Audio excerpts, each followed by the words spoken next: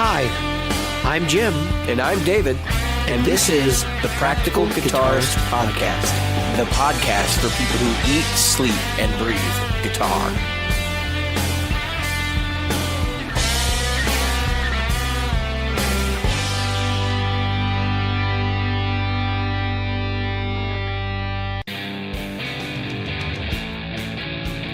The Practical Guitarist Podcast is brought to you by Great Lakes Guitar Pickups. Great Lakes Guitar Pickups provides fantasy tones at prices a practical guitarist will love. Featuring top-notch construction, attention to detail, and a fully custom product, if you can dream it, Great Lakes Guitar Pickups can probably build it. Follow them on Facebook at facebook.com/Great Lakes Guitar Pickups. Are you a regular listener? Why not? David here reminding you of all the ways you can participate in the Practical Guitarist Podcast. Subscribe using your chosen podcast app. Review us on iTunes, Stitcher, iHeartRadio, or Google Play. Find our Facebook group at facebook.com/groups/Practical Guitarist or on Twitter as @PractGuitarist. Support the show. Merchandise is available in our Threadless store at practicalguitaristpodcast.threadless.com. And donate to us via Patreon, available at patreon.com/practicalguitarist. Reach out to us directly via email at questions@practicalguitarist.com. Hi, Jim. Hi, David. I gave him the do-over complete with the number one salute. Well, thank you. Hey, I do what I can, Jim. I do what I can. You need to go get yourself a crappy webcam. Dude, life has just been kicking me in the teeth lately. This last week has been literally insane. So I got back from Texas. Actually, the flight wasn't too crazy. It was delayed by an hour, I think, or 20 minutes or something. It was delayed slightly. Right. Flew in the rain. Kind of a crappy flight. Got home. Immediately started having stomach problems. And it's been a ride over the weekend. Like, now I'm just catching up. And actually, we were supposed to podcast on Sunday, and I was just too tied up, just catching up with things. Yeah.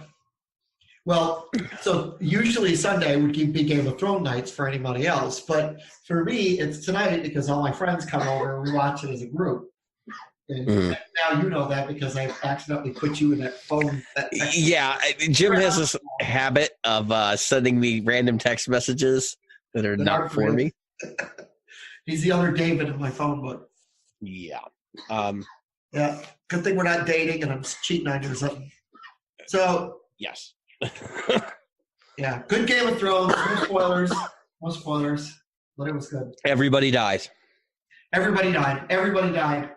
The show was already ended. That was it. Yeah, they didn't even go the full season. Like, it was pretty surprising. Yeah, it was surprising. Yeah. Even the dragons, man. Remember what happened to Cersei? That was terrible, wasn't it? Yeah. Mm. Yeah. Those poor dragons. Mm. But at least the one dragon. Anyway, people, believe me, we gave you no spoilers. All right, so I got one note for tonight. But I think I've got two now. What are you, Microsoft? You got one note? One note. So first thing that I wanted to say is there's a your first guitar. So I want to talk to it more about the money side of the first guitar.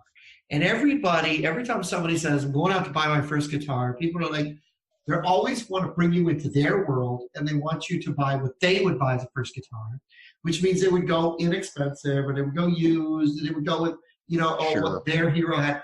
And typically they live vicariously through you because it's the internet and that's what they do. Sure. So the question is, what's wrong with getting an expensive first guitar? So I was out, what brought this up is I was out the other night and this guy pulls out this guitar that was just, it was like, like somebody had pulled the sword from the rock, the sword from the stone. And it was like, the light comes off and everything is beaming. They're going around and it's like, this is awesome. And it's like a $4,000 guitar, and the guy can barely hold down 3 chords through a whole song. And And people are sitting there going, "Oh man, this guy, he doesn't, he shouldn't be playing a guitar like that. He doesn't deserve to play a guitar like that." Stuff like that. I remember once a guy came up to me at the end of a show. I don't know if I ever told you this story. A guy came up to me at the end of a show, and he says to me, "Man, that was, that's a nice guitar." And I said, "Thanks." And he goes, "But you shouldn't be playing open chords on that." And he was talking about my Les Paul. For real. What? Yeah, for real. For real. Like, are you serious? So the price of the guitar now dictates whether or not you can play an open chord on it. What an ass hat. I probably would have knocked his teeth into his throat. Like, I just thanked him for, the compliment. Yeah, I would be like, why don't you take this guitar and shove it up your ass? You have a $3,000 stick in your ass. Yeah, exactly. It was seriously just like, what the heck are you talking about? So anyway, I kindly thanked him. But the thing is, so the other day, like I said, I see this guy gets up on the stage with this really expensive guitar. It was really nice. And, I couldn't help but think, wow, you spent a lot of money to kind of do. But then again, if you got that kind of expendable cash, why not? I understand it if you're buying it for your kid, but and it's a really young kid. They don't you don't know if they're going to keep going or whatever. But sure. I'm like totally in the same realm of thinking that you are. How many people start guitar and then like fail? Then I'm not saying that to like just like discourage people, but I'm just like, the sane thing to do is to not spend over $500 for the first guitar and amp, right? Right. And there's lots of people who are basically insane who will go and they will say, I'm going to do this for the rest of my life, and then drop 3 Gs. Granted, I know some people that like that level of commitment would inspire them to play more. But I just think it's a silly proposition. And yes, we all have had one of those experiences where like you're in a club and you see some guy doing, some insane thing with his $6,000,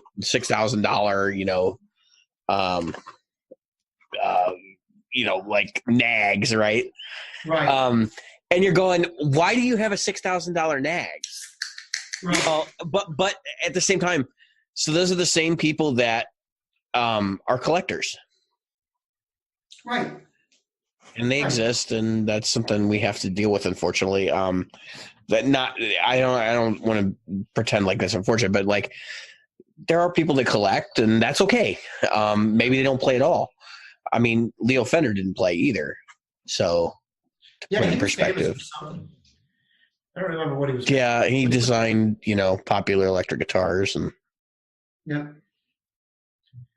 Yeah. So, that's the only note I took this week, but oh no, we got plenty to talk about with that. I'm not quite done yet. Jim, what am I doing right now? Right? Yeah. It's rattling. Yeah. This is David, and if you can't tell, in the last conversation, I have been struggling to breathe the entire time. My wife's been scrambling around my condo looking for my inhaler, so I'm going to hit this real quick, and then I'm going to be good, and I'm going to go like nuts on this topic. In 3, 2, 1. Actually, he's got to hold it in for a second. Yeah, it's like weed. You got to like hold it in, and it's all. I have never smoked weed. Neither have I, but I know people who have. I know many people who have. Anyway, all right. So here's the deal. Like, if you want to go out and you want to waste a bunch of money on a hobby, which is what guitar is for most people, right. That's fine. There's another podcast that, you may be familiar with if you listen to our show. It's 60 Cycle Hum. Of course, we've talked about them on the show before. Right. I went to Gear Fest with Ryan, and I'm going to name drop as much as I can. But anyway, they talked about on a recent episode what it means to, maybe it wasn't an episode, maybe it was in their group. They were talking about what it means to be a guitar player. And that means like, Brian's like, I have, 20 guitars. That doesn't make me a guitar player. And I kind of disagreed with his reaction to that, which was like, well, I own them. So therefore that makes me a guitarist. No, not really. I mean, I think a lot of people, and then of course there's obviously the different subsets of being a guitarist too. Like there's the hobbyist, and then there's the professional, and then there's the weekend warrior, and all these different things that, exist within that spectrum. But my point with what I was saying about Ryan is like, just because you own it doesn't mean you partake in it in the same way. And so there's a lot of guitar players who, there's a lot. I'm looking over my shoulder because my cat is doing literally something insane right now, and there are people crawling around in my living room underneath tables and everything else. So the the whole idea that just because you own something, you are something, that's I find that crazy, because a guitarist isn't necessarily a guitar collector and vice versa. And so when we talk about these people taking a $3,000 Les Paul and then going to a club and then not knowing how to play more than 4 chords, like, that's fine. Don't. I wouldn't sit there and say, we should thumb our nose at these people, because everybody's out there at all skill levels. Yeah. But you're not going to see those people at like the county fair playing the festival stage. You know what I mean? Like those guys are going to be relegated to going to the bar and maybe doing a jam night or something, and fumbling your way through it. And that's fine. Like if they have fun doing that, more power to them.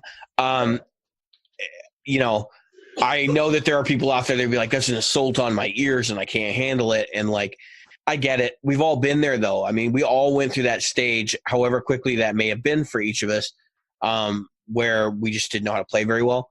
But what I take issue is with the guy that came up to you at that show and it was like, oh, you shouldn't play open chords on a Les Paul, a $3,000 Les Paul.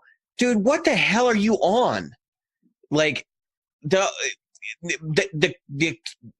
price of the instrument has nothing to do with the quality of player behind it. And no technique says that I'm a better player than anyone else, because let's face it, like I was learning to tap before I learned to play like real lead lines. I mean, for most people, you can master a skill, one very specific facet of it, and look really good doing that, but suck at everything else. That doesn't make you a good guitar player. You know what I mean? Like, you're not well-rounded, so you can do that one thing really well. And I think we all struggle with something specific on guitar. Oh, like yeah. There are a lot of specific things that I struggle with. So I was trying to think back so I could share a story about, a similar story about somebody showing up to a gig that was supposed to be. Actually, I have the reverse, and I have never told this story on this show, so I think this is worth discussing. So I went to an open mic night 7 years ago, right. And I was invited. I'm not going to say the name of the other party. I was invited to go. I really wanted to go because I hadn't played out in quite a while, and I was like, yeah, I really want to get in front of some people. So it was a blues jam, and it was in a wealthy neighborhood in the Chicago area. So I drove up there and I met my buddy, and then he says, oh, I got another friend that's going to go with us. Now, I meet these guys at a restaurant, and his friend's going to play with me. Like, that's like, oh, well, no, I'm coming along because I was supposed to play with you. And I'm like, well, I hadn't anticipated having to play with somebody else, number one. Right.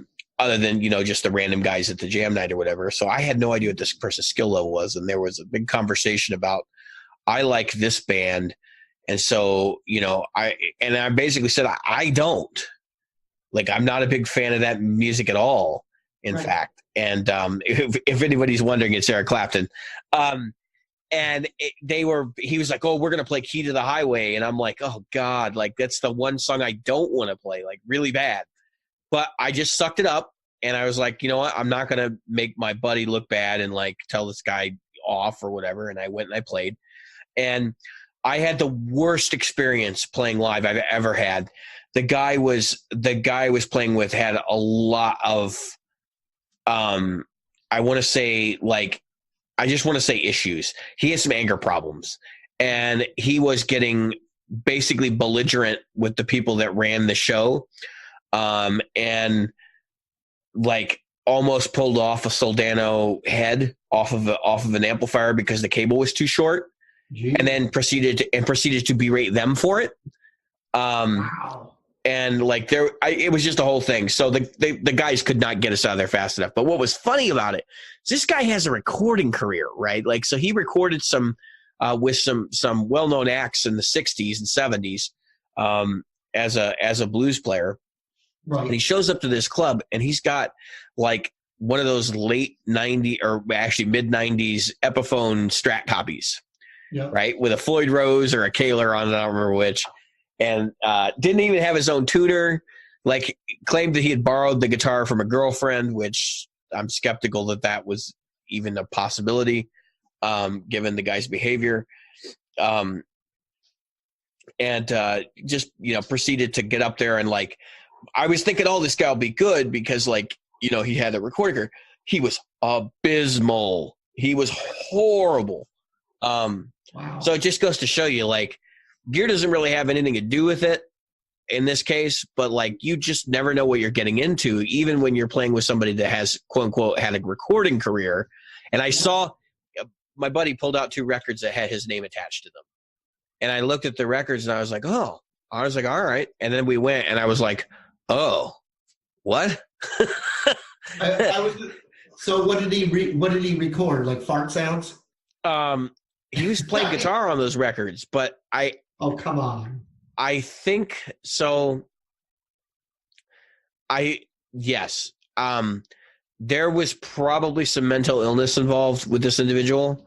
Right. I don't know what level of mental illness. He was definitely obsessive compulsive. That I can say 100% because I was told that like I had to take special care of wiping things down and so forth. Well, him wouldn't really do well in that environment. It's not. Oh, certainly not. And he was being pushed to perform by our mutual friend. It was like, it was just a whole thing. And it was, I'm not really certain that he was the person he was saying he was. You know what I mean? Like he had the same name, right? But was he really that person? That's where I'm kind of like, I'm still kind of iffy on that whole situation because I have a feeling that it was there was some misleading things going on in that escapade. But nevertheless, my point is that you can't judge a book by its cover, whether it's a $3,000 guitar or a professional studio player. Like you never really know what you're getting yourself into. And of course, I had another episode where I went and played with Marshall Nelson, who actually recently passed. I found out about that a couple weeks ago. He was a piano player for I want to say he was the band leader for like Kool and the Gang or somebody like that. And I don't remember exactly which act, but it was like from that period. Big band. Anyway, so he has been doing all these gigs and dates all over, and I guess I don't know how he died, but he died like very suddenly. And I was really shocked to see it because I found out about 10 days later. But yeah, I mean, like I went into that situation not knowing what to expect either, and ended up, connecting with somebody that I would have never met otherwise. So, but anyway, yeah, you said you only had the one thing for notes for this episode. I got a couple things we can talk about. So like, before you go forward. So there was this guy that showed up at an open mic a couple weeks ago, and he comes in. Nobody thinks anything of it. We didn't really see him bring a guitar, and so he's like, it's his turn. They called out his name. Gets up there, and he borrows the tuner as well because he forgot his. He gets tuned up, and then he just rips it. It just. Yeah. You always run into those guys. Like, they're the ones that make you feel bad because you're like, what the hell? Yeah, he has this unassuming guitar. It's like nothing special. It's just like, and then he gets up there, and you're like, Hugh. Yeah, like, how did you get so good? I was the winger. Yeah. Well, and I think we've all probably, if you frequent open mics or whatever, you've always run it. You've all run into that where there's like the one guy in the corner who like nobody really knows him very well, and he hasn't been there before. Yeah. And he's had a couple beers, and he usually looks like he's, one step away from being homeless.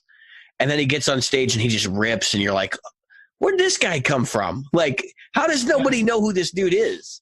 Exactly. That's what we were thinking. How the heck did we not know who that was? Yeah, and I don't know, dude. Like, there's little guitar players all over the place that could just rip. And some of them, like, there's Philip Stacey, right? So he's had a career that's pretty exceptional. I mean, he played with Melissa Etheridge for a while. He was with who's the guy that used to play the lap? Well, he used to turn guitars like they were lap steel. He did Angel Eyes and Jeff Healey. Jeff Healey, yeah.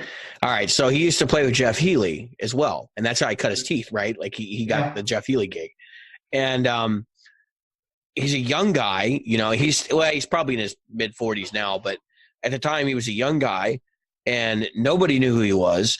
And I mean, this dude was like ripping, and still, even though he's had those very like illustrious gigs, he's just like a local guy in I think Vancouver now. You know, like not a whole lot of people know who he is, and he doesn't tour very often. Like I don't think he's ever toured like my neck of the woods, or I'd have gone to see him.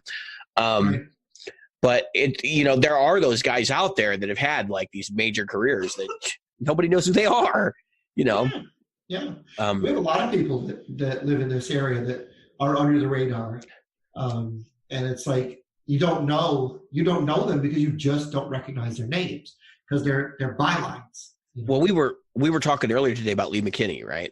Yeah. So you don't know who Lee McKinney is, and that's fine. But I guess I can explain it, right? So Lee McKinney is the guitar player for a band called Born of Osiris, right? Jet band. And they're pretty popular, like in that scene. And I had no idea that Lee McKinney lives up in Palatine. Like he lives really, really close to me. Probably, a 30-minute drive from my house. And that whole band is based out of there. Like I had no idea. So it just goes to show you, like you got people under your nose too that oftentimes you just don't even know they're there. He's a Kiesel artist too, which is what sparked that discussion. So yeah. His record's great, by the way. He's got a new record out that Dan Kish recommended me, and it's a short record. A lot of their records tend to be fairly short, like Born of Osiris and Lee McKinney put out kind of shorter albums. And the one that he's put out now, I forget what the name of it is offhand, but like if you go download it on iTunes or whatever service you use, I think you'll be pleasantly surprised. I don't think it's as good as Mrs. Smith's record, but it's like in a very similar, not stereotypical gent kind of music vein. I mean, there's a song on there where he's got a ripping sax part that's like, I mean, it's really good, and it fits like the motif very well. And they tend to be more on like the jazz side of gent, at least in my mind, than some of the other artists I've heard that are in the same like vein, which is cool because I'm big into jazz. So, but yeah, I mean, if you haven't heard him, check it out. It's definitely worth a listen. What else? Oh, yeah. So I'm switching DAWs, and that may or may not affect the production of the show. You guys will probably notice the next couple episodes are going to be, they're going to have some minor changes in EQ and compression, and it'll be noticeable. Won't be but the last one. I think we talked about me selling my iMac, which I did. I got, which is crazy. This is we were talking about the Mac versus PC thing. This is what's crazy about Macs. I sold a 2015 iMac with a 256 gigabyte solid state drive, tiny drive, for $1,200. Oh, so you're even. I mean, no, but we're gonna get there. So just think about this in the PC world. If you have a computer that's like 3 years old or 4 years old, and you go to eBay it, you're gonna be lucky if you make $200, or $300, because at that point your hardware is completely outdated. But for whatever reason, people will buy 10-year-old Macs and not bat an eye. I had a lot of activity on that listing too, which is pretty insane to me. A buddy of mine is selling his, he's got a 2013 MacBook 15-inch, and he's selling it for like $500. 2013. I mean, that's basically garbage. Yeah, I wouldn't mind. And but people are buying garbage. So more power to them. You know, if you got a use for an old Mac like that, like that's exceptional. Go for it. My own personal thing on that is like I wouldn't buy a computer that's more than 3 years old ever. Right. No matter the application, it just doesn't make sense. So what I ended up doing was I made the leap into the Windows world. I bought a computer from Play BLD or whatever, which is NZXT is the hardware company that like puts together gaming equipment. They have a building service. So I actually had them spec me a computer and I bought it. It's like right around 1,800, I think. It was right at $2,000 with shipping and all that. But I mean, it's liquid cooled. I've got the top end chips, you know, Core i7. I didn't get the i9. Core i7 9 series, like all the new stuff you'd want in a computer. For those of you guys that are not involved in tech, and it should be fine, like for what I'm doing. So this led to a bigger problem, though, right?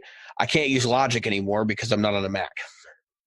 So I started evaluating DAWs like almost immediately, like because I know I got the podcast coming up, and I'm like, what am I going to use? So Jeff Biesiadecki, listener of the show, friend of mine, guru over at Good Time Music, he starts pointing out like different DAWs that I could check out, and I think he did so in the group. And I checked out Traction. I downloaded Traction Waveform 10, right? Which is that's the current version of their pay software. You can get, I think if you go 2 versions back, you can get it for free. It's T7 or whatever, which is basically Traction version 7. And I've been really happy with it. It's a different workflow, and it's requiring me to relearn a lot of stuff. I don't like the default plugins in it. They're kind of crappy. Like I know I'm going to have a compressor and an EQ and a couple other things that I'm going to have to bring my own. But in terms of just the overall workflow and the logic of how it's laid out, it works really well. And actually it kind of solves some of the problems I had with Logic too. There were some things in Logic that I didn't like in terms of like system preferences and those kinds of things. So it would be nice if Mac would get off their ass and bring Logic back to the PC world, because actually there was a time when Apple did not own Logic, and it was available for PCs. So that was probably 10 years ago, but it would be nice to like see it come back. And I think if Apple continues down the road that they are making their computers more and more expensive, which they are getting titanically expensive over there now, which is part of the reason why I decided to just say screw them. I mean, to get the level of hardware I have in this guy, I'd have to go to an iMac Pro, and you're looking at like base cost to like $4,000. So it just doesn't make any sense. I think that they should be investing in creating software for other platforms now. They're all doing it. Like all the other software companies are doing it. So it's only a matter of time before they have to bite the bullet and start creating software for other platforms. Interesting little aside here. If you have the Amazon Echo products, like any of them, you can actually use Apple Music with the Amazon Echo now. And guess who designed that? It wasn't Amazon. Apple did it, because Apple admitted basically that their own home speaker, the HomePod, was too expensive, and they didn't get the buy-in they expected. So that's why there's no HomePod 2, folks. It hasn't happened yet because it's not going to happen. I think they realized they lost that race. So, you know, if you don't like it, fire Tim Cook, somebody. Yeah, please. I honestly don't think that guy's good for the company. I think he's been a joke since day one. Whether he was chosen by Steve Jobs remains up for debate. But I have a feeling that if Steve Jobs chose him, there was a lot of assumptions being made about how Tim Cook would handle things, and Yeah. those things have largely fallen flat on their face. So, Yep. And they continue to fall flat on their face. yeah, I would not want to be holding any Apple stock in the next 3 to 4 years because I have a feeling they're going to fall from grace. So, not that they're going to close or anything, but Apple is going to shrink. It's going to happen. It has to. But anyway, so in terms of music technology, what does this mean? So, like, there are other DAWs. Obviously, like, you'll see a lot of people on YouTube. There's a very, very active Logic community. You can find tutorials for Logic all day long in there. I can't find much on Traction. I can find Cubase, which I have a very love-hate relationship with. Is that still free? No, none of them are free. I mean, like, so you can get the trial version or the reduced functionality version for free in a lot of cases. No, there was one that Cakewalk. Yeah, Cakewalk is free right now, Sonar or whatever, and that's because Gibson realized that they really shouldn't own that company, and so I think they've turned it into like a nonprofit org or something. Yeah, and I've used Cakewalk in the past. I've had I think I had Sonar or something, or Home Studio 10, or like, it was a long time ago, and it was okay. It was a really simple, easy to use product. And though I will say this much, if you're going to use Cakewalk, like, understand that you're basically using GarageBand, because right. At least when I was using it, it had the similar level of functionality to GarageBand. GarageBand is not a DAW that I would ever be using myself other than as a scratch pad or like a sketch pad. Right. Well, you can put together decent demos like show band. Hey, I mean, you can, but if you want to do things like humanize MIDI parts, forget it. If you want to, I mean, even if you want to do like simple editing tasks like mixing and stuff, the plugins in GarageBand I found to be pretty crappy. Their guitar emulation in GarageBand is a joke. Like, it shouldn't even be in there. Believe it or not, that's why I went to Cakewalk. Yeah. I used Cakewalk. Yeah, Cakewalk's okay. I mean, I'm not saying that they're good or bad. Cakewalk's all right. So you have the free versions of Ableton. Like, yep. Those things. So Ableton is the one software that I looked at like really long and hard, and I was thinking like Ableton would probably fit me because it's a professional level DAW, but it is built with the idea that you're going to be doing music like creating music with it. So it's like an instrument to itself. You can kind of play it with all the MIDI options and all that stuff, and use it as a hardware looper and all that. I looked long and hard at it, but it's too expensive. I cannot fathom somebody buying into that application at $4.99. Like a guy on the street being like, I want to use Ableton, I'm going to pay $500 for it. They are completely out of their mind.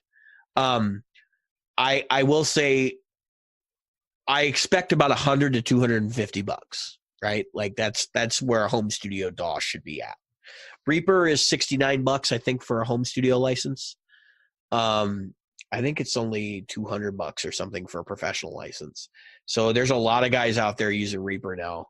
I shied away from Reaper because it looks like Windows XP. I mean, like, there haven't really been much in the way of development over a Reaper in terms of the overall look of the application. And it's very much laid out like a DAW from like, 99. And I have Adobe Audition because I do have Creative Cloud. And I have never found Cool Edit or Audition to be great music tools. I did an entire record in Cool Edit Pro a long time ago. Really? And I have to say, Cool Edit Pro is a cool piece of software, but once you start using MIDI, because back at that time, like, I was super amateur. I had no idea like you could do MIDI in the DAW, and then I took classes in Cubase and it like changed my life. But just using Cool Edit, you couldn't even import MIDI back then. There was no way for you to handle MIDI in there at all. So that got bought by Adobe and became Adobe Audition. I'm sure they have made it better, but I have a feeling it's still kind of behind like the regular DAWs. And of course, you can use Pro Tools now. Pro Tools free, which I think is limited to like 8 tracks or something. So that's the other thing that pisses me off. So like if I buy Cubase, right? If I spend $200 and I get the Cubase artist license, right, which I think I had that at one point. I think I dropped the cash and actually bought it. So I could probably use an upgrade on that. I only get like 32 channels of audio or something. And it's like, okay, so I probably won't ever need more than 32 channels of audio for like a 4-piece band. But the fact is, like, you've limited me out of the gate. And then you have a limit on the amount of VSTs you can run. So like virtual instruments, effects. But it's just, it gets stupid like really quick. And the great thing about Traction, it's like $200. If you get it on sale, you can get it for cheaper than that. And you can get like an upgraded plug-in set that's better than what you get stock, which is probably what I'm going to end up doing. And then, I mean, that's all you're paying for your DAW, and it's pretty much unlimited at that point. And that includes a couple of hardware virtual, synths. In actuality, I think that their package at like $250 or $260 is probably the closest you're going to get to getting Logic Pro on a Windows computer. Because Logic really for $200 or $350 or whatever it is gives you everything you need for audio production. And I mean, you don't have to have any external plugins to make like studio quality music out of Logic. Not even virtual instruments. I mean, they're in there. Like they've got really good sounds. The Apple audio libraries are really good. So, all right, I've said my piece about DAWs for tonight. I do want to explore this more on the show as we move through this and talk about it more from the guitar perspective than just like the general technology and that kind of thing. Because I think this is useful knowledge for anybody who's dabbling in home recording. And I know we've got people in our group who are.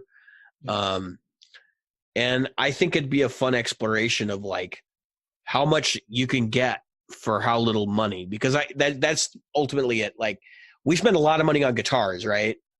We buy cabinets and heads and we're buying floor processors. I mean, I'm looking at a Helix next to me. It's like a $1,500 processor.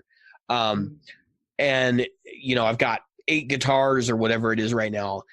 And the last thing you want to do is spend money on software to record, right? So let's make this a thing. Like, we'll talk about, how cheaply I can get away with making because I'm working on a project right now, how cheaply I can get away with making a project. It's funny you mentioned that, because when you talked about the how expensive or inexpensive some of your add-on stuff is, and people where they're willing to put their money and not where they're willing to put their money. That's funny because like, it's all right. You bought all these expensive pedals. How are you going to power them? Oh, I'm going to get one spot. Yeah. Yeah, dude. Like, you're preaching to the choir. You know the one I love? I just bought this $3,000 guitar, but I'm going to put it in a gig bag. Yep, that's the other one. I was going to say in a gig bag that's not even padded. Yeah, like a nylon raincoat. I'm going to wrap. Dude, I've seen people buy Les Pauls and stuff like that and like carry them out to their car with no case. Yeah. Like they're going to drive home with no case. There's a guy who has one in the local marketplace. He wants $2,000, right? No case. For a Les Paul and a Strat, and the Les Paul has no case. I'm like, that seems fishy to me. You have a Les Paul standard, and you don't have the case. That reminds me of a story I heard one time. Okay, so let me give you a scenario that could actually be going on there, Jim. There was a guy who went to Guitar Center and he wanted the current Gibson hardshell case, the one that was coming with whatever year Gibsons there were. Right? And I was there. I was getting a Steinberger that day. Right. And I'm overhearing this conversation. And the guy goes to the counter and he says, I'm looking for, I think it was like probably 2013 or 2014. I'm looking for a 2014 Gibson case. And they're like, actually, now that I think about it, wasn't that back when they were stamping them with the year or something? Like the case itself had the year stamped on it or something. I don't know. Maybe I'm misremembering. But anyway, he goes to me and says, I want the 2019 one, right? Or the 2013 one. And so the guy behind the counter goes, well, he's like, let me show you what we got. So he goes in the back and he comes out with a Gibson case, like an actual branded Gibson case. And the dude says, no, that's not the one I want. I want the current one. So they get to talking, and he's like, all right, look. He's like, here's what I'm going to do. He's like, I'm going to buy an LP standard or something like that, or an SG, so I could get the current Gibson case. And then I'm going to sell the guitar on eBay like new. Right? What? So he could get the case. Yeah, dude, like this actually happened. And I'm sitting there going, you're going to lose money, you moron. Like, but he obviously didn't care, because he was like, I want the current one, like really bad enough that I'm going to do something stupid, like not have them order me the one I want. Maybe there was a deal, because I wasn't clued in the whole conversation. Maybe there was like something where they couldn't specify on the order which case they were going to get.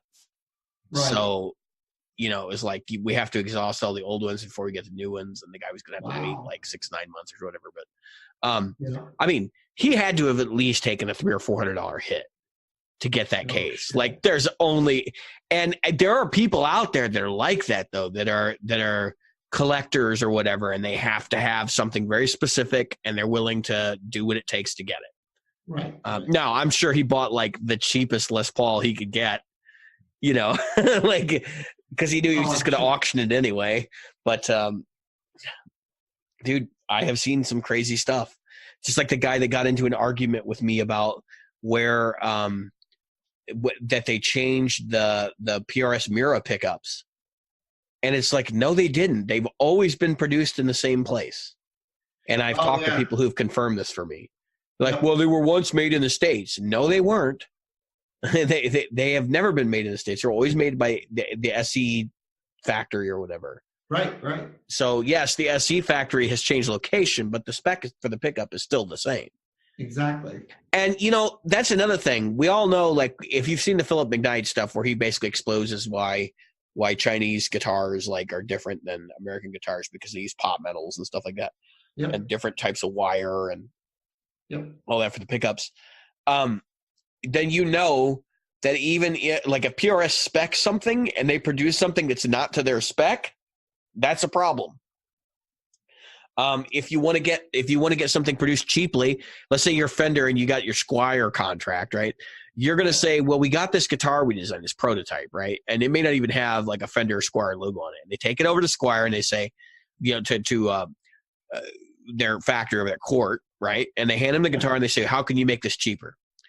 And they look it over and they go, well, we can do this, this, and this, and this will make it cheaper for you. And like Fender at that point is just trying to hit a price point. So they're willing to make those sacrifices, which is how that happens.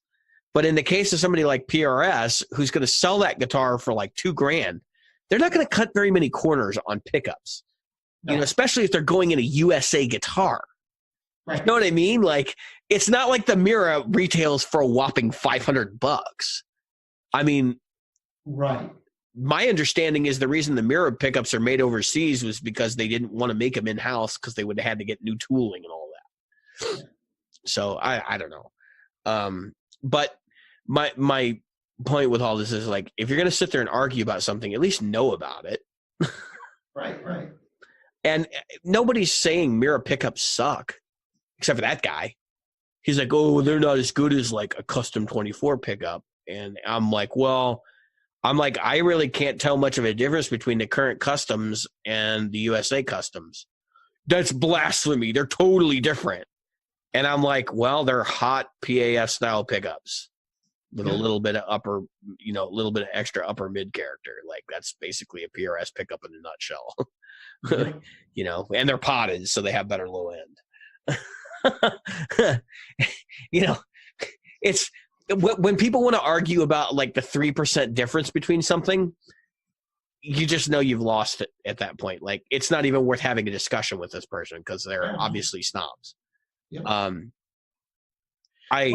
And a lot of these guys are pseudo snobs. They don't even know. They're just reading something they see on the internet. Right. And I'm sure that's what was going on with that dude. Like, he read it on the internet, so PRS Mira pickups suck because they had moved location. Right. Oh yeah, there's this whole assumption right now that because they moved the factory where they move, where they make the guitars, that all of a sudden now the guitars are lesser value. They've got to be worse, right? Because they moved. It's got to be the reason. So this is the kind of crap we're trying to dispel with this show, though. Yeah. Like, I mean, we don't talk about gear as much as other shows do. And there's not a good or a bad reason for that. But I think it's pretty clear our mission here is to dispel the myths that, like, you have to have $1,000 guitar, number one. Like, you don't, to, play guitar. I mean, back to your original concept at the beginning of this show. I know people who have two guitars. They have their first guitar, and then they have like a nicer one that they acquired later. Right. And that's all they play. Their first guitar is backup, or in some cases, it's their primary guitar. I wish I could remember who that was. I heard about it through No Guitar is Safe. So there was a dude on there that was talking about his buddy, right, who is a killer player that plays a Squier Affinity Strat. Yeah. With stock pickups. I can believe right? Like completely stock Affinity Strat. And I was like, this is crap. Like, there's no way. So I looked the guy up on YouTube, and like I said, I wish I could remember what the name of the player. You can go scour No Guitar is Safe, and you'll find it somewhere in there. And I watched the video, and the guy's just killing it. And I'm sitting there going, this is exactly why I do this, because there are people out there that don't need a $3,000 guitar to do what they do. And I've taken to using that phrase a lot, like, to do what I do, I really only need this and this and this. And it's really helped me, like, understand exactly how I should focus things. Now, Jim, your musical role is always changing, which is why your set of guitars is always changing. Right. You were in a classic rock band, cover band for a while, and now you're more in a modern pop kind of cover band setting. And so your guitars went from like PRSs and Les Pauls to Fender Strats and Telecasters. Yeah. And change back. I mean, they will again. And yeah.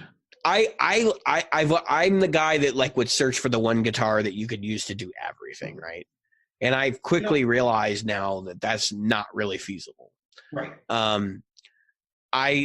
My wife and I have been having a discussion because I'm probably going to sell a bunch of guitars this year, and I'm probably going to get at least one more Kiesel. I might get two, depending on how much gear I part with. Right. So the things that are on the chopping block, and I think we talked about the Marie Kondo method or whatever. The things that are on the chopping block for me are the red G&L, the blue G&L I have, the red Gibson SG that I have, and the Ibanez is going, like, it's already listed. And there's some other smaller things like pedals and things like that.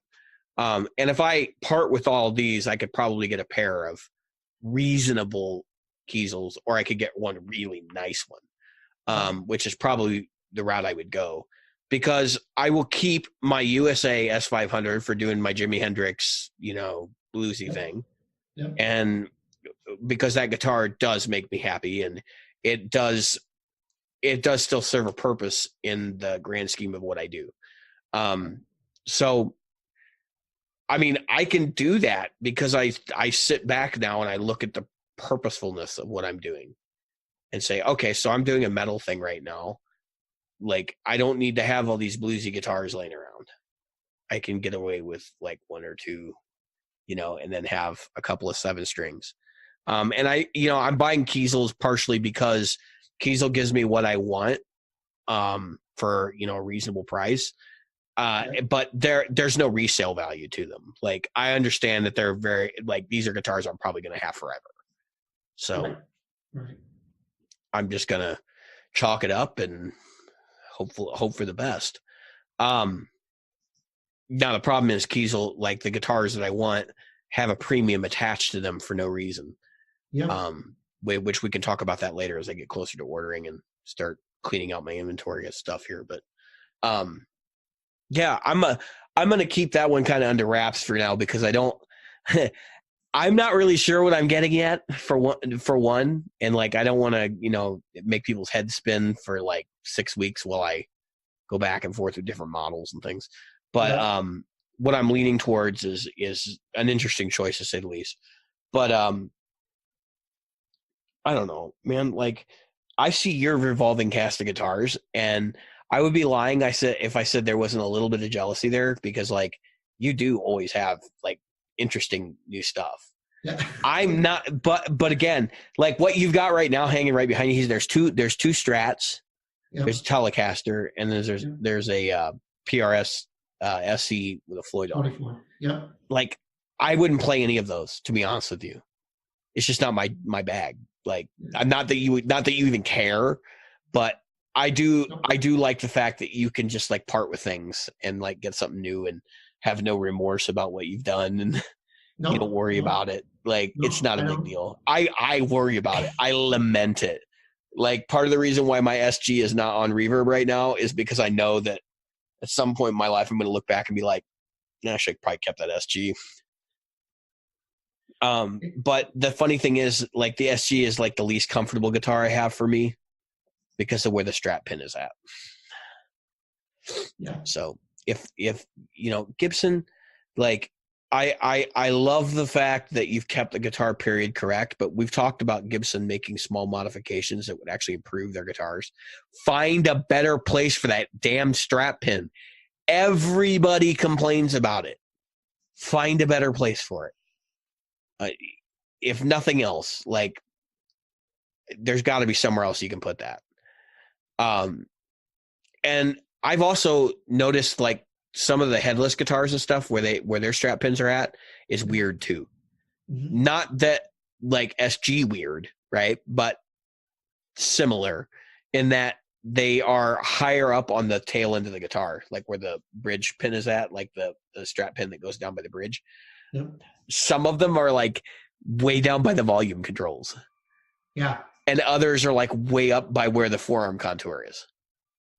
And I just kind of sit there and I scratch my head and I go, this is totally uncomfortable. Like, why would you do this? I never understood that. So, but I mean, it's like you try to figure out, okay, why would you put, the Strat button here or not put it here or whatever. And sometimes it's because when they originally designed the guitar, for whatever reason, they thought that the stress point when you got it hanging around a neck. Oh yeah, no, and on the SG, and that's absolutely why they did it. Yeah. And of course they say, oh well, you can't put it in the upper horn, which Right. is partially true. It would be difficult for them to maintain a decent quality control thing. Right. Putting because they're going to crack guitars. It's going to happen. And I know people who've done that, but like I'm not going to do it because if I crack that guitar or if I go to sell it, then there's a hole up there for the player that wants to be like all classic and vintage with it. That's right. And guess what? People Yeah. aren't going to like that. And Right. then all of a sudden, you've knocked $300 off of a guitar that you knocked a third of the price off the guitar. Yeah, dude. Yeah. So, I mean, that's why I'm not a big fan of like doing crazy extreme modifications to expensive instruments. And I know people who have done psycho stuff, like put, Floyd's on a Les Paul or, not like a factory one or an FRX, but like an actual Floyd Rose where they had the route and everything. Those guys exist and they do crazy stuff. And then what happens is like the mortgage, they're behind on their mortgage and then they have to sell a guitar. And it's like, there's no way they're ever going to get their money back. They're not even going to get what the guitar is worth at that point. So. Exactly. And it's a tough, it's a tough thing. We talked about that where sometimes people are like, look at all the money I put into this guitar. It's worth so much more now. And then sometimes it's worth less. I'm literally rolling my eyes. That's the audio equivalent of rolling my eyes right there. Yep. Eye rolls. I don't know how many people I know listeners of the show who have sent me messages being like, oh, I'm going to do this and I'm going to sell this guitar and it's going to be worth so much more. Yep. Where I'm like, have you listened to our show? Like, have you ever listened to our show? Exactly. Do you realize the amount of crap that Jim and I have bought and sold just in the time that we've been doing this show? Like, probably more than, and I'm not saying that believe me, there are definitely people in this group that buy and sell more than we do. But I will tell you this much. Yeah. If you're not doing more, if you do more buying and selling than Jim and I, you probably already know if you modify that thing, you're not getting your money back. Exactly. You're going to break even on just the original cost of the guitars. Like even something simple, like I take a guitar and I put different pickups in it and then I go to sell it and I say, this has got these custom like super pickups. First off, it's going to make the guitar harder to sell because you have to find somebody who's into those pickups. Yep. Oh, bless me, for I have sinned. And then you also have to find someone that is, into the guitar. So like now you've narrowed your playing field. Then what happens is they're going to go, can I have the original pickups too? Like you just enter into this whole world of, no, don't do it. Exactly. Just if you're going to mod a guitar right before you sell it, don't bother. Don't turn polish either, because that's how you end up selling it. Right. So I've done that where I bought a guitar and I'm like, oh, I'm just going to mod it to be like what I want. And then I'll keep it, and then like other guitar comes along and you're like, I don't really want that one. I never really bonded with it. And I put all this money into the mods. And then all of a sudden. And then you just eat it. Cause you're like, yep. What can I do? I had a guitar I ain't even going to lie. I had an American Standard Strat I bought for $400, right? It was a 99. I bought it off a coworker, and I had it about 2 months. I did like the guitar in the beginning, so I said, you know what? I'm gonna have pickups put in it because the pickups that are in it are garbage. So I went and I got a set of noiseless pickups from Seymour Duncan, a match set, and I can't recall exactly what was in the set, but they were decent pickups, and that ended up costing me with install about $300. So I had the pickups in the guitar for about 4 months, and then I ran into a PV Wolfgang special that just slayed, one of the best playing guitars I've ever had. And I was like, I got to trade that Strat off to get this, and I did. And I think I sold the Strat for $500, even though I paid $400 plus the $300 worth of pickups. Wow. So I took a bath. I took a $300 hit. It was pretty ugly. It was pretty ugly. So don't get yourself into the same shenanigan situations that I have. Like everybody's done it at some point. Yeah. Learn from the mistakes of others. I can't stress this enough. Just because you modify it doesn't mean you increase its value. In fact, the only thing I can think of in guitar value that you would actually increase something is if you have a Jazzmaster, a Jag-Stang, Jaguar, and you put a mastery on it. That's the only, because those guitars, the bridges are garbage. So if you put something that fixes all the garbage, it'll be worth more in that case. But that's the only time that you're going to get anything out of an upgrade. You're not going to get more than the parts you put in it, though. And that's what I want to stress to people. Just because you put $150 mastery on it doesn't mean the guitar's worth $150 more. It means the guitar's worth $75 more. So you've lost your upgrade money, unless you bought the mastery used or something. So just keep that in mind. Don't do dumb stuff. We try not to do dumb stuff. We try to warn you. We don't want you to do dumb stuff. Yeah, no. Yeah. So you never know. You never know how it's going to work out. All I know is this: you have to buy a guitar that fits your need. It's a tool. It is just that. It sure wood, is metal, and it doesn't have a soul.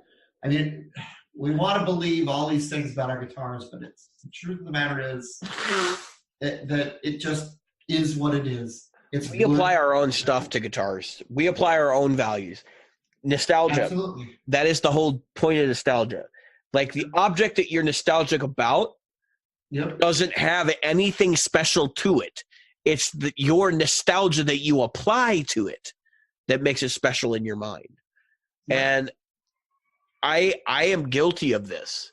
I have the first real guitar I ever owned. I still have it, and I don't play it. It's not a great guitar. It once was. I wore it out pretty much. And it's been in various states of disrepair over the years. But the point is, like, I am nostalgic about that guitar. I could probably sell it right now for about $700, Right. to be honest with you. But I'm attached to it. I'm not going to sell it. That was the guitar I used in the one band that I've been in, over the years that like did anything. So, I feel embarrassed and stupid about it? Hell yeah, I do. Not embarrassed, but stupid about it. Like, I've got this $700 object I do nothing with, but I'm attached to it. I'm not going to sell it. Like, I know at some point if I do sell it, like, I'm going to kick myself in the teeth later in life, and I'm like, I really wish I could have given that to my kids, because then they would at least know, like, their dad did something at some point. Right. And that's really, in all reality, that's what you've got. I mean, what is there left to be able to pass on? Yeah, dude, like, you've got a couple guitars you put up for your children. You have a couple guitars you bought for your children. Yep. I have some situations like that too. And I kind of feel like that's really the aim, is like, if it's not emotionally significant, but if it's like spiritually significant, in other words, like it was a major part of, a portion of your life or whatever, Right. that might be worth keeping around to give to your kids, to say, hey, this is what I had when I did this. Right. Fortunately, I don't have many of those moments, because I'm already starting to get old. Yes, I know I'm 34. That's not that old. But I feel like my ability to be involved in music at a professional level is basically gone at this point. It's not that I can't play anymore. I'm playing better now than I ever have, frankly. But I just feel like I'm not going to wake up tomorrow and be in some band with a #1 record. It's never going to happen. Right. That ship has sailed. And so now I'm just having fun with music. Just because that ship sailed doesn't mean that I don't have dreams, as Molly Hatchet put it. I still have dreams, but there'll be dreams I'll never see. The fact is that there are some things I still want to be able to do. Now, I want to move to a gear-related thing before we shut down this evening. Oh, we ain't done yet anyway, so go ahead. And, well, I don't know how close we are to the end, because I lack an ability to keep track of time. But so we got a good half hour, I think. I am not, and that I am not a what do you call offset guy. I'm just not into offset guitars. But I got to tell you, the 66 has a body style that I'm interested in. 66. So the 66, the Fender 66 it's a jazz bass body shrunk down to guitar size. Oh, that thing's ugly. And then a Strat neck up. Oh, yeah, I saw this the other day. Yeah. Oh, God, what were they thinking? I don't know. How dare you like an alternate reality guitar? I know. How dare you, Jim? Shit to anybody. How dare you? You're not allowed to like anything alternate reality. This is ridiculous. I know. Nothing about it is appealing, and yet everything about it is appealing. No. So here's the deal, right? Like, that body, because I have a jazz bass, right? That body is huge, right? On a jazz bass, like one of the biggest guitar bodies I've ever played with. This is shrunk down, but it makes the neck look really, really funny. It does. Like, if you look at it, the neck looks like it's like 6 feet wide. It does. It makes the neck look like it's hugely wide. And of course, they got the 70s headstock, so it's got the huge headstock. A couple of things I can say about this. It's going to be really comfortable, right? This guitar will be extremely comfortable. Yep. Because that's my personal belief is the reason that offsets are popular is because, number one, the hero worship for Kurt Cobain. Number two, Kurt Cobain, Sonic Youth. There's a bunch of bands that like were kind of known for playing offsets, but that's a big part of it. But I think number two is the comfort factor. And those guitars were readily available for cheap. So like if you wanted a good old guitar, you could go get a Jazzmaster in a pawn shop, 10 years ago for a couple $100. Yep. Now, now you're looking at like $3,000 to $5,000, which is just ridiculous. insane to me, because a lot of these guitars, like the Mustang, that was a student guitar. Yeah. And like, no disrespect to people who like Mustangs, but that guitar was never supposed to be a guitar that was going to hang with Strats and Tellys. Right. Like, it was just not designed that way. And I know there are people that have used it over the years to great effect, but I mean, like, I still kind of are on the side of, I want something that, was intentionally designed to do what it does. And it's not, I'm not exploiting and that's it. not the Mustang. Yeah. This thing, so let me talk about what I think they got right here. I think the pick guard looks cool. Yep. I think the body should have been bigger. That's one thing they got wrong. I think they should have made it a little bigger. I think they were afraid of what, the size, because the jazz bass, like you said, is huge. Yeah, but I think I would accept it. You know what I mean? Like, I would accept it because, and they should have gone small headstock. Like, that would have made the neck look a little less ridiculously gigantic. Oh, I think so. It wouldn't look so lopsided. I think small headstock would probably have been a big plus for this. It looks like there's been some contouring changes going on in the and then maybe just I'm not looking at my jazz bass right now. There's some contouring issues with the cutaways that are like slightly different. Yeah. Again, minor issue. Things they got right though, like control layout. Okay, I don't know if I like the 5-way selector. Where it is. 2 telly neck pickups, like for real. I don't know if I would have just done a Strat pickup in the center. Yeah, me with too. And that's what they did with the Deluxe. Maybe a special chrome cover or something. Yeah. They put the right bridge on it, which that's a plus. I know people love those Jazzmaster bridges and stuff, but I think you're all absolutely crazy. I don't know. I like, there's some things they got right about this. There's some things they got wrong. The funny part is, if I really wanted this, you know where I would go? I'd go buy a Gene Doheny instead.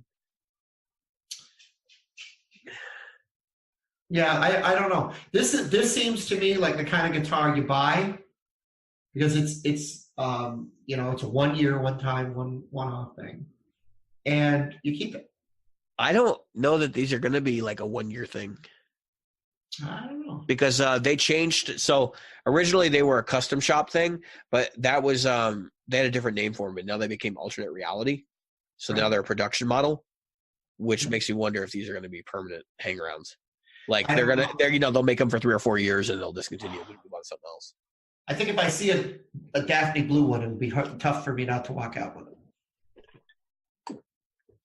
They're gross, man. We'll see. It'll hang nicely with those other guitars you have that I wouldn't play. Yeah. I would play it or not play it pretty well. I mean, right now what I'm in the immediate search of is just I'm either going to get another like inexpensive Squire or get another expensive Squire. Or I mean, not Squire, sorry. No, I think you meant that. I think you meant that. I meant inexpensive Telly. He wants a USA Squire. Expensive Squire, or or an inexpensive, I guess, on the Mexican, or a really expensive one. Yeah. Just depends. So I don't know, and I'm kind of having a small conniption panic attack right now because my Outlook is open in the background and I saw a chain of emails that I missed today. It's probably going to have me in the hot seat tomorrow. So I'm like, oh wait, I forgot about that. That could be a problem. Yeah. So so the offset thing, like the guys who are really into offsets, I guess we can talk about this because we're looking at an offset right now. The guys who are really into offsets, do you think they would be insulted if I said that like they really are a very small portion of the market, that they think that they're a lot bigger than they are. I think that's a fair assumption. I don't think there are as many offset fans as there are. That's why this surprises me, because I'm not an offset guy. I wouldn't buy a Fender Mustang if it was on sale for $50, but I wouldn't buy one either. I'd buy Gino. And I wouldn't buy a Jazz Stang. But I like this. I've never been a fan of any offsets, with the exception of the Gibson Explorers. I don't consider the Explorer an offset. That's that's pointy. Yeah, and exactly. Some people call it an offset. Some people call it. If you're going to talk about offset, you can talk about the Firebird. Yep. Firebird is definitely, and the reverse Firebird. And the reverse. Those are the most uncomfortable freaking guitars. Oh yeah, they don't hang very well. Not just that, but like where the there is no arm contour, number one. Nope. And where it hits you is like the worst place for a guitar player. Yep. I don't understand the popularity behind those things. But anyway, so the reason why I say this is because like there's this mode in music today, like look at what companies are doing that's popular, and to think that suddenly means that the entire segment of the industry is changing, and like all of a sudden these offset guitars are the hottest things to slice bread, and SGs don't sell well, so all of a sudden SGs are the market's dropped to the floor on them. Soft on them. Yeah. And I'm not saying this because I have an SG. I bought an SG because they were cheap at the time when I bought it. Right. And I guess what my point is that if you examine what I'm saying and you look at these pricing trends and these companies, I mean, does that mean that all these guitars are ending up in churches? Because that's the primary motivating factor for like the whole pedal industry right now is P-dubs. Right. Like it or not, you may not believe me, but that's what it is. When you look at a company like JHS, right? And we've talked about JHS on the show before. I have a kind of a love-hate relationship with that company. Yep. JHS is clearly marketing their pedals in a very like consumer-friendly way, and Josh has had some issues with his spirituality and stuff that have been made public, and some people have kind of accused him of hiding behind his Christianity to sell product and things like this over the years. Like, there are pedal companies out there that are like, we're Christian, like this is what we do. Think of a company like Creation pedal boards, right? Yeah. And there's this whole economy behind the pedal craze thing right now. Mm-hmm. Now, I saw an interesting picture the other day, and I'd seen this picture years ago, but Vernon Reid, right? Sitting next to his refrigerator racks back in the 80s, like 89, 90. And he's like, this is my touring rig, right? And there's no cabinets. So this thing is monstrous. It's bigger than he is. And next to him is no cabinet because they can't fit it in the picture, to put it in perspective. So that's where I'm going with this. Like, we went from a period in the 80s and 90s where people had refrigerator racks. Right. And now we're back to pedal boards because it was convenient for certain players. Yeah. And I'm not saying that they're not a thing of convenience. But what I am saying is that, like, they're not for everybody. They're, you can still do rack stuff, like it still exists. And I think for a lot of people that it looks like the means to an end is to get, these giant massive pedal board rigs and like, to basically just amplify the pedals and this whole thing. I'm not that person. I think guitar into an amp is probably way better. And everybody knows I've had my love affair with pedals. Like, it's came and gone at this point. I have the Boss Angry Driver, right? Which is a cool pedal. Yeah. If I was to go like and throw that into a power amp and then throw it in a cab, it's not going to sound like an amp. Like, No. no, stop thinking it will. And I see these people buying these amp in a box pedals. Yep. I'm not, your pedal aside, right? Because you got the amp one. Right. That's a different thing. I've had some of these amp in a box pedals. I had the Pinnacle, I had the J Rocket Dude, and I've had the Ethos Overdrive preamp. None of those really sounded like an amp, like right through a power tubes in a cabinet. Like, I just don't understand the craze. I don't get it, and I think it's because it's modular, and it's people have this thing. I have to have my sound, right? Yep. Wink, wink. My sound, which is made up of pedals that everyone else has used already. Yeah. So, like, your sound is really, not Somebody your else's sound. Or if you can't, like, you have your own sound, but you don't have any technique. That's the other thing. Like, I've seen a lot of is people that can't actually play the pedals that they have. Again, going back to your original argument at the beginning of this episode, which is that it's kind of silly for a beginner to invest a bunch of money in something. Right. But we know that people do this. Like, there are groups of people on the interwebs, like what's the name of that group? Pedal Boards of Doom. Yep. All right. Go on Pedal Boards of Doom.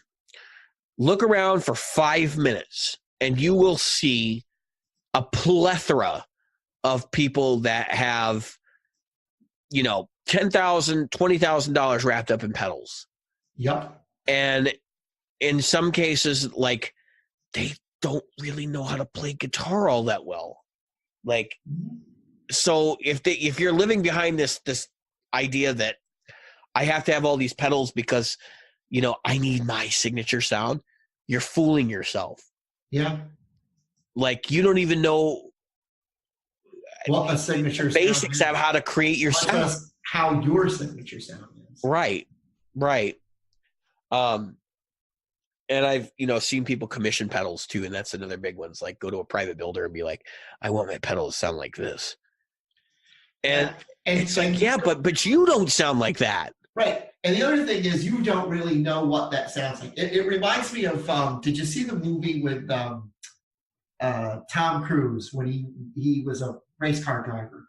And he says to the guy, he says, I don't know how to, right. He even told him, he goes, I don't know how to express the terms that it would take for you to make the car do what I'm asking you to do.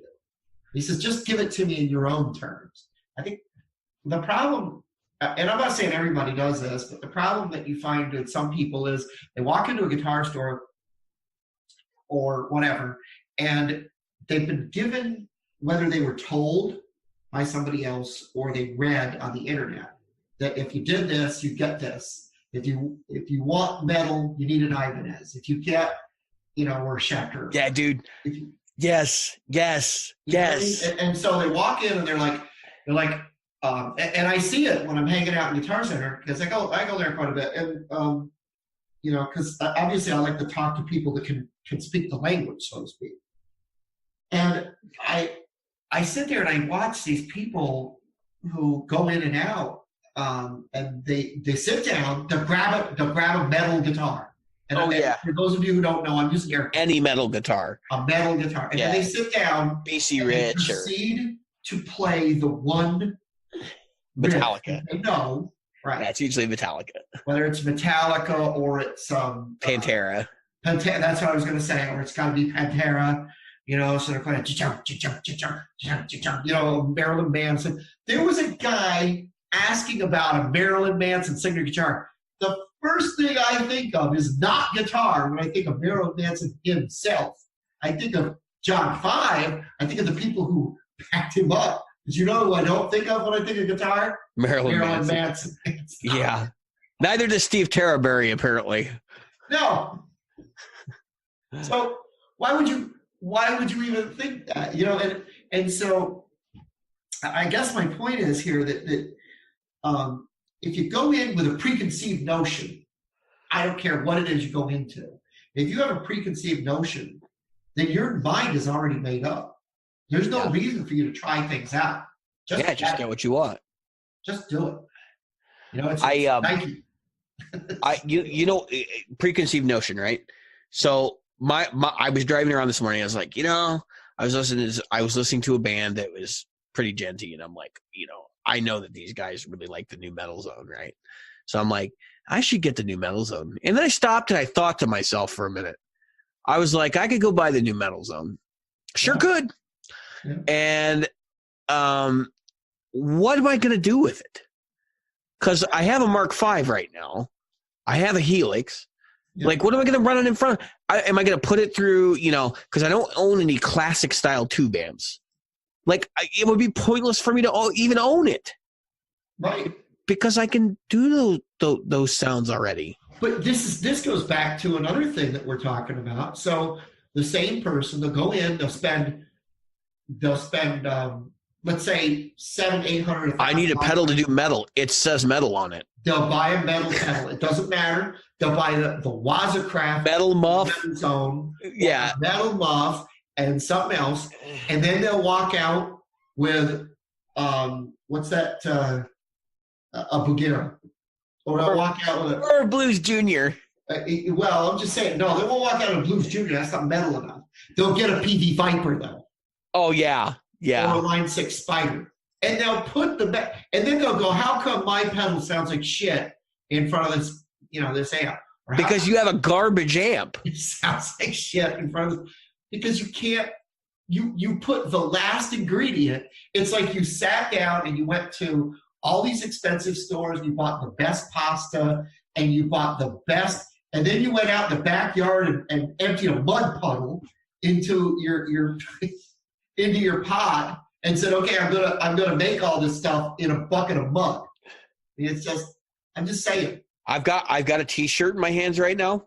Yep. I'm gonna point to some things on here if you can see me.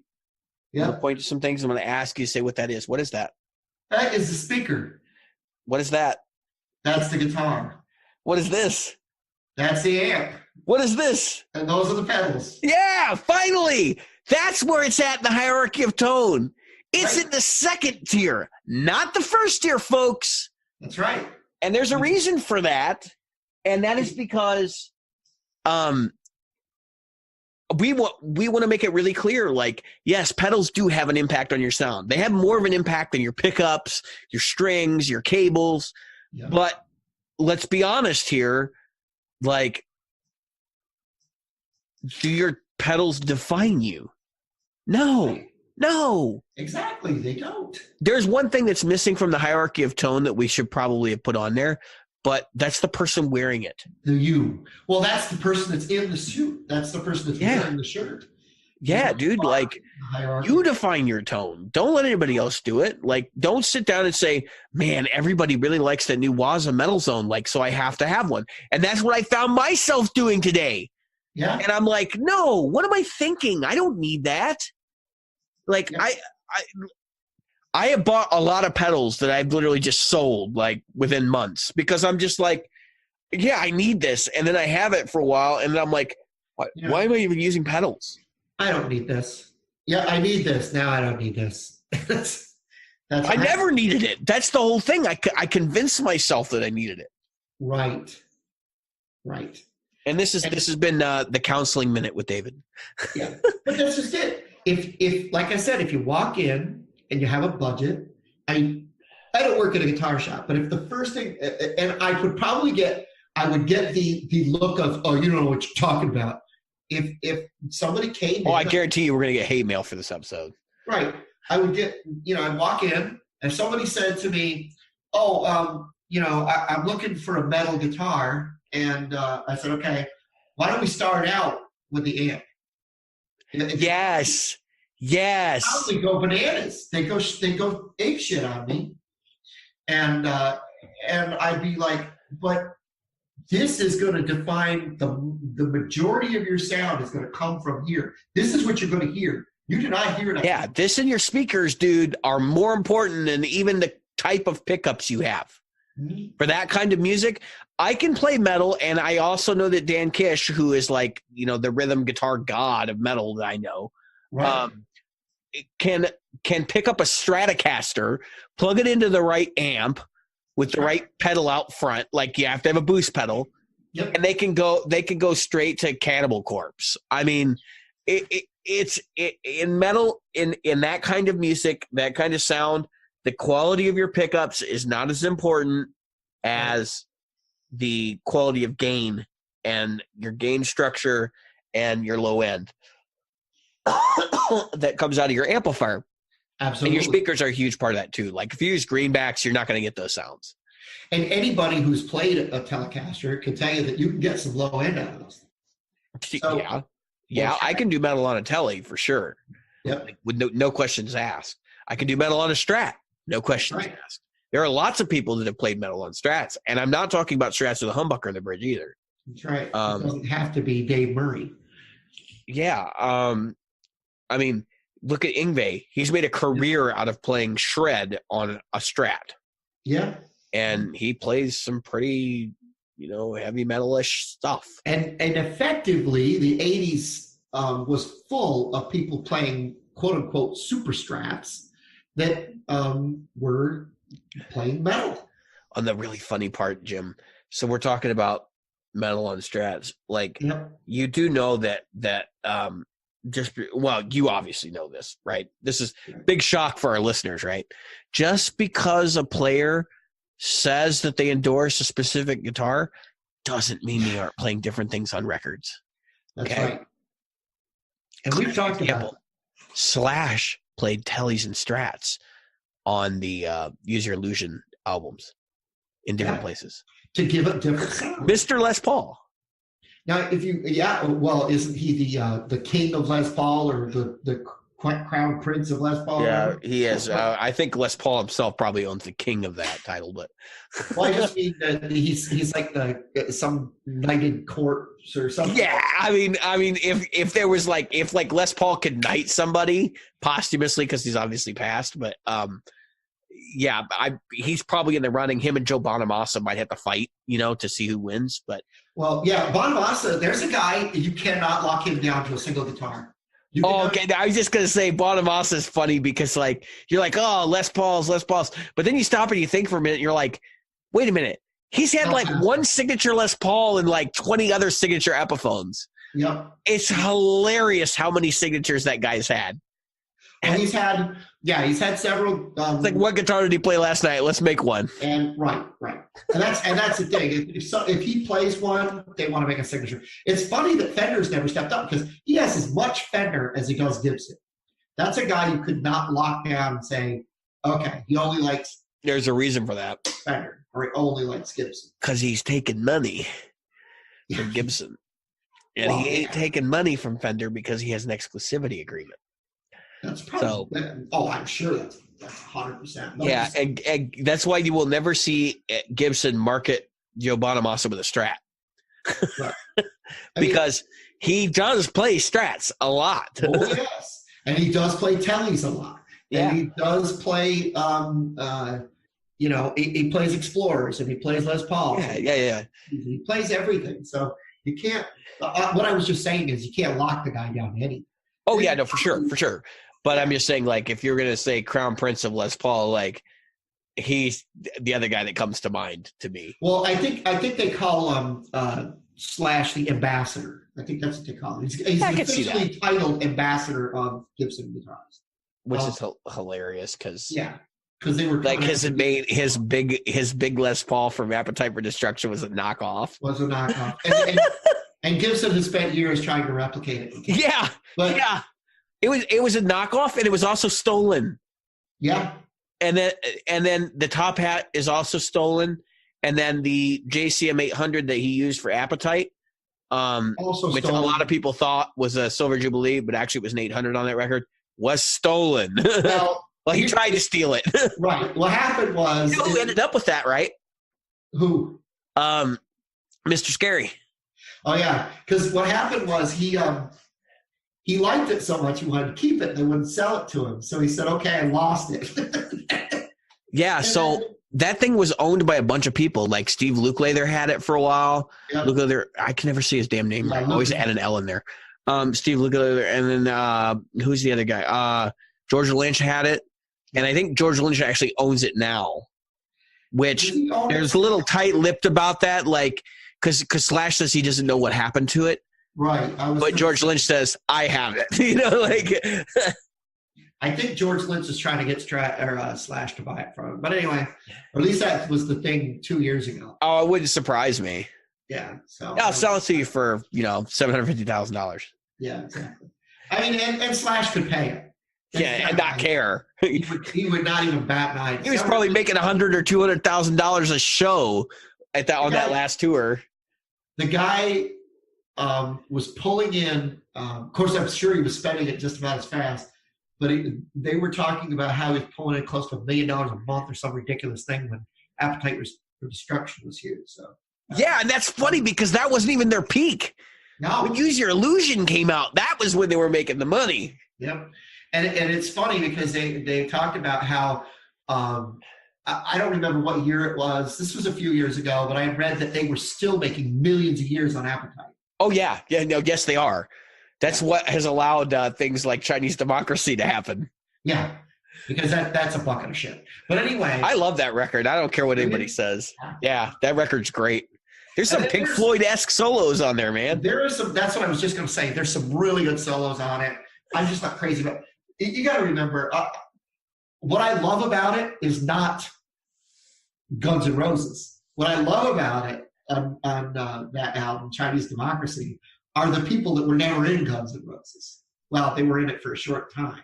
Okay, so let me ask you, who do you think's on the record? Because I can tell you who's actually on there.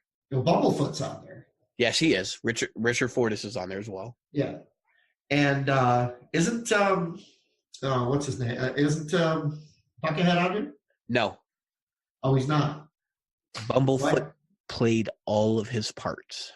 Really?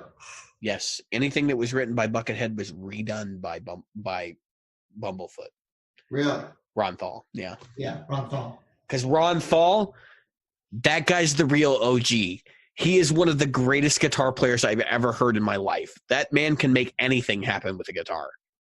Like, he could summon up dragons and all that kind of stuff.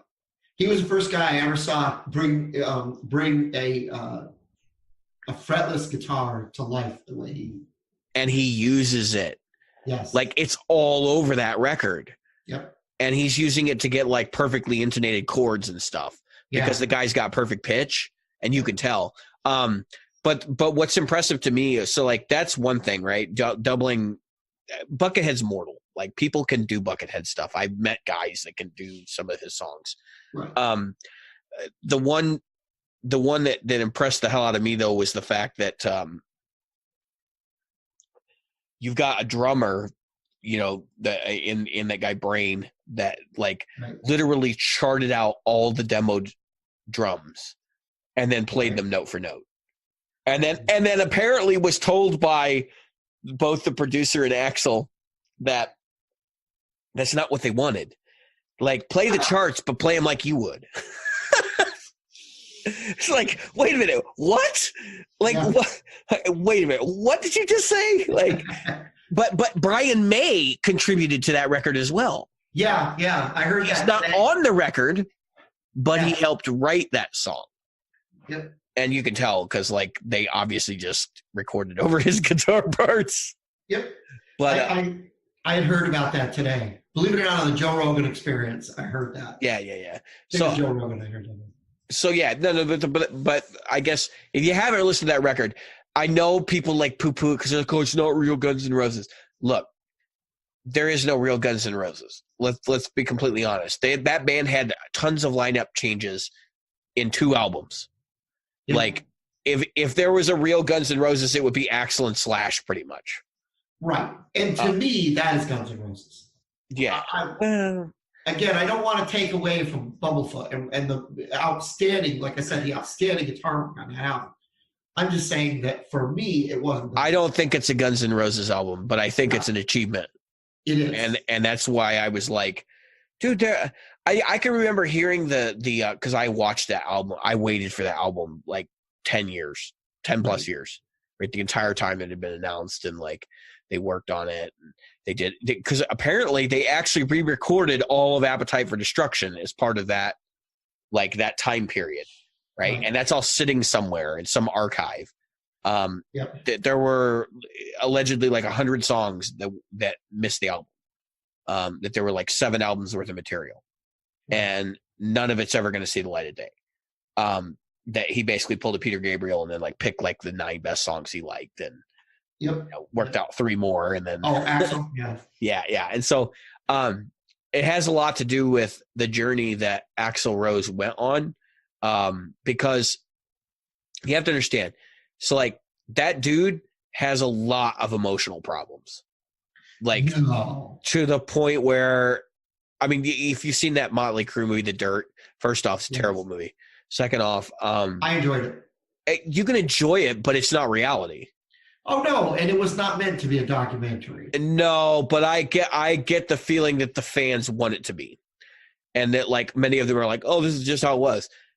There were so many fourth wall breaks and yeah. Well, the fact that they had the band actually narrating through the movie, right? Timing consistencies, gear that didn't exist. I mean, well, I thought that those are minor things. I'm just talking about like the fact that they made it seem like everything was an effing party. Those guys were making money. Not everything was an effing party. Like guys were making jack. They were making so much money they didn't know what to do with it. Well, that's why I'm saying like they don't make out like they were good business people, but then they've got him like kind of arguing with them like I want my masters and stuff. Like there's no moment in that movie where Tommy Lee was a complete idiot. Like no, it's funny because you watch it and that move that was a bass player, right? Nikki Sixx. Yeah. So that move Nikki Sixx did where he said, yeah, we'll leave, but I want our masters. So, but we owe you so much money. No, just give me the masters. That was the best move. That was the best business decision. Yeah. Well, that's my point. And they make out like, oh, it was just done because he's pissed off or whatever. Yeah, no, to this day, he even said in a post interview, he was like, no, that was a big business decision. Yeah, but the part of him sleeping with the dude's, the lead singer sleeping with the dude's wife, that was real. No, and I'm sure those things are real. I forget where I was going with this, but my point is like, you couldn't make an Axl Rose story because I don't think anybody understands really what's wrong with that dude. All you have to do is read that interview he did with Rolling Stone. Like I get the feeling an Axl Rose story would be boring, Hollywood wise, because sure, because you'd have to cast Joaquin Phoenix to play him or something because you need somebody who's like really cerebral. Yeah, and he'd have to be really in his head the whole time because there's nothing on it. It would be like, I think if you cast a Buckethead movie, it would be like, okay, I'm home playing video games. Okay, now I'm watching television. Okay, he's Howard Hughes for the music industry. Right. That's what he is. I mean, because like you gotta put yourself in the shoes of somebody who's basically been abused his whole life, right? Yep. And then finally gets to a point where he has some control or power over the industry and usurps the only thing that had him with any popularity, and in the process damaged the only personal relationships he had that were worth anything to him. And these people on top of that destroyed his personality when they left. So that record is very much about, Slash and the other guys in the band that split up with him, basically telling him, you don't know how to write music anyway. Right. Like, you're a disaster. Like, I don't know how you've gotten as far as you have. And it damaged his ability to actually write music, like write lyrics and sing and stuff. Yeah, and so he was extremely self-conscious, and it comes out on that record because you realize like the amount of detail that went into just like stupid stuff, like making sure that he had perfect intonation in this one part. Yeah. Where, it doesn't even sound natural to the ear. You're like, how did he even do that? Because it's not pitch corrected. Like when you listen to it, you're like, that's not pitch correction. Like he must have done that like 200 times, and just to get it the right way. Just to get it right. Yeah. There's a lot of stories about that. When people go see live music, they're like, oh man, it's nothing like the record. Well, that's because they can't go through 200 times, And they're not using a $7,000 microphone, and they don't have a $45,000 console in front of them, or Exactly. And it just makes me laugh because there's that story about Iron Maiden 666 Number of the Beast. One of my favorite, not only one of my favorite albums, one of my favorite songs is Number of the Beast. And when the scream, that guttural primal scream that Dickinson delivers in that basically song, does every time live now. So he's in the studio, right? He's like, ah! And then the guy goes, no, that's not it. Ah! And then that's not it. He was screaming and screaming. But finally, it was out of this pure anger at the dude, the producer.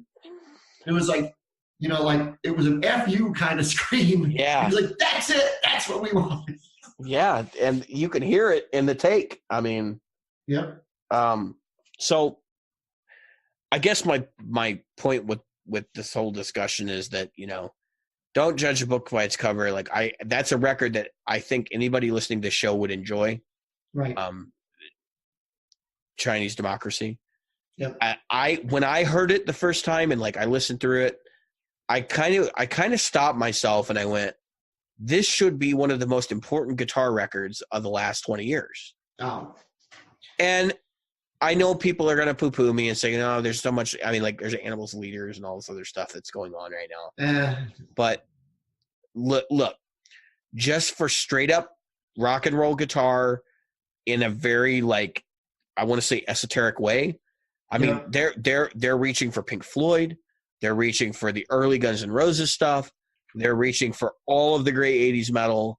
They're reaching for, Def Leppard and all that, grandiose like stadium rock, but they're trying to do it in a way that's very like grunge, which is what's funny because the reviews for the album are kind of true, which is that if the album had come out in the mid 90s, like it would have been a trendsetter, like it would have been the beginning of a new era for them.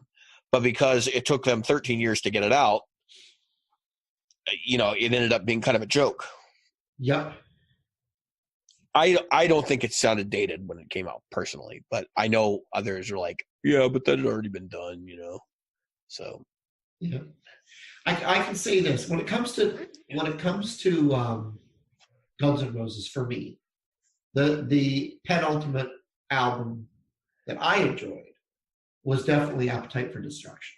I liked the Chinese, they're not Chinese Democracy, but the Use Your Illusion and Use Your Illusion 2, which I think originally, did they release them separately? No, they came out at the same time, but they were supposed to be a double album, but they released them separately. Right. Yeah, that's right. They came out at the same time, but they released them on two different albums. Yeah, but they were originally going to be a double album. Yeah. And all I remember was having to go buy two of them. And it's like, and of course, there was always this, which one is better, the blue one or red one, right? They were blue and red. Yeah, the red one is Use Your Illusion 1. The blue one is Use Your Illusion 2. And Use Your Illusion 2 is definitely the better of the two. Better, yeah. Same thing. That, and I can't tell why Don't Cry is on both records, because when you listen to it, like they said that there's different mixes. I can't tell them apart. Yeah. So, for me, they kind of peaked for me right in the beginning. They peaked for me when they came out, and then it was done. I think Use Your Illusion records were the best. I think Spaghetti Incident was stupid. That was so that was a band, like if you watch the behind the music, basically what happened was like they came out with Appetite for Destruction, which was obviously like the greatest hard rock record ever made. And it sold more than any hard rock record ever. And it's still selling more than any hard rock record. They quickly re-released that album that they had put out when they were unsigned or whatever. Yeah. Oh no, you're talking about Lies. Lies. So Lies is a funny thing. Lies was an EP that they put together after, but they pretended like it was a live album, a half live album and a half studio album that they released from before they were famous. From before, exactly. Even though that was complete bullshit. It's complete fabrication. So, and actually there's some good songs there, like Patience. That's the one that comes to mind. I love that. I love the bridge. Used to love her, but I had to kill her. Yeah. Well, that's a cover, isn't it? Used to love her. Yeah. I think that is a cover, but that was my favorite song on there. Yeah. I always thought the production on that was weird because it was like an acoustic guitar and electric guitar, which is super strange. And then so that record's one thing. Like, and then they did the Use Your Illusion 1 and 2, and then they did Spaghetti Incident, which was a joke, and then they did the one song on the End of Days soundtrack, which was also a joke. Oh, the cover you're talking about? Yeah. Not Band on the Run. The other. No, so I think they did 2 songs on that soundtrack, because they did an original tune that was famously that Axl recorded over Slash's guitar solo on the track with his buddy. Yeah. He had his friend come in and play on it, and he recorded over. Yeah, that didn't go on. What was the cover they did? Was it? I know they did a cover of "Sympathy for the Devil." "Sympathy for the Devil." That's what I was going to say, the Rolling Stones song. But they also did a cover of Wings song, right? Yeah, but that was on Use Your Illusion. Not Band on the Run. It was the one that Live and was Let Die. Live and Let Die. That was on Use Your Illusion. That's right. So, but did they also cover part 1? Did they cover Knocking on Heaven's Door? That's it. Knocking on Heaven's Door. And they've had covers like throughout their career, because they did that whole record of covers of Spaghetti Incident, which is a joke.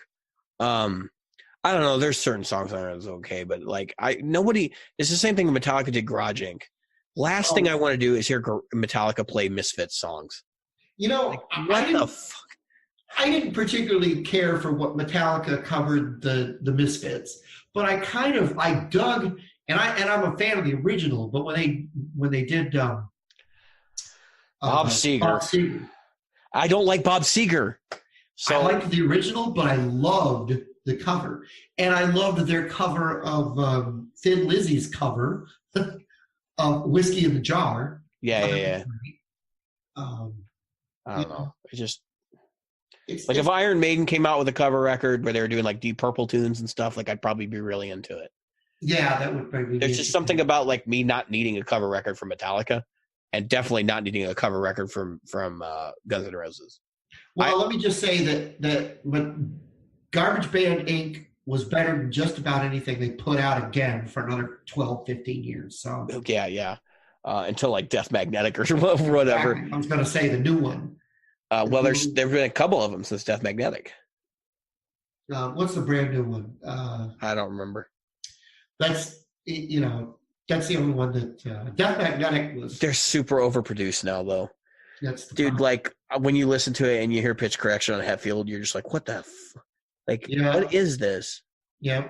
And then the time aligned stuff from what's his face? The Sweet. Yeah, because he's a terrible drummer anyway. Yeah, I was going to say Lars. Like, if you go back and you listen to like Ride the Lightning or any of the other earlier records, like he's awful. He's one of the worst drummers in metal music. Like, so I don't know how he has gotten away with what he's gotten away with. You know how we talked about the Police and Copeland, the drumming Copeland?